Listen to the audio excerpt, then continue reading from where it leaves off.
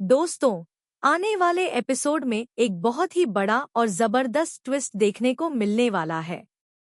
ऐसा ट्विस्ट जिसे देखने के बाद कहानी पूरी तरह से नया मोड़ लेती हुई नजर आएगी।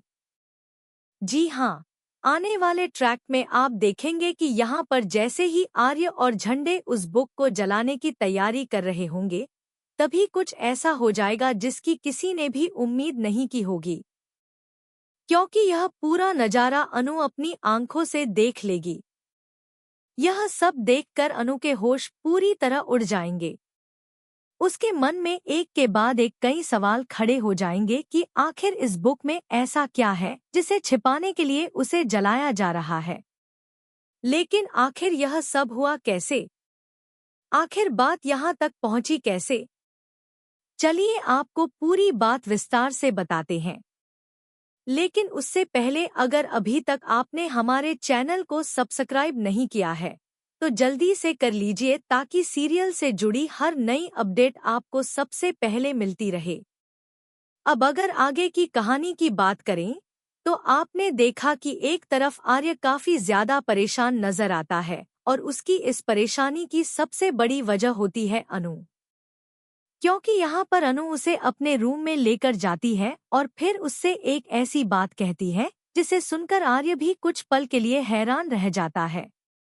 अनु कहती है कि पता है, मैंने यहाँ एक बुक देखी थी। उस बुक पर लिखा था तुमसे तुम तक। इतना ही नहीं, वही बुक मैंने अपने सपने में भी देखी थी। जब मैं आपके साथ घर से यहाँ आई थी और जब आपने मेरी मांग में कुमकुम लगाया था, तब भी मुझे वही बुक दिखाई दी थी। अनु की यह बात सुनते ही आर्य पूरी तरह से घबरा जाता है। उसके चेहरे का रंग बदल जाता है क्योंकि वह अच्छी तरह जानता है कि उस बुक का सच अगर अनु के सामने आ गया तो बहुत कुछ बदल सकता है। इसीलिए आर्य तुरंत कहता है, नहीं नहीं, ऐसा नहीं हो सकता। शायद तुम्हें कोई गलतफहमी हुई है।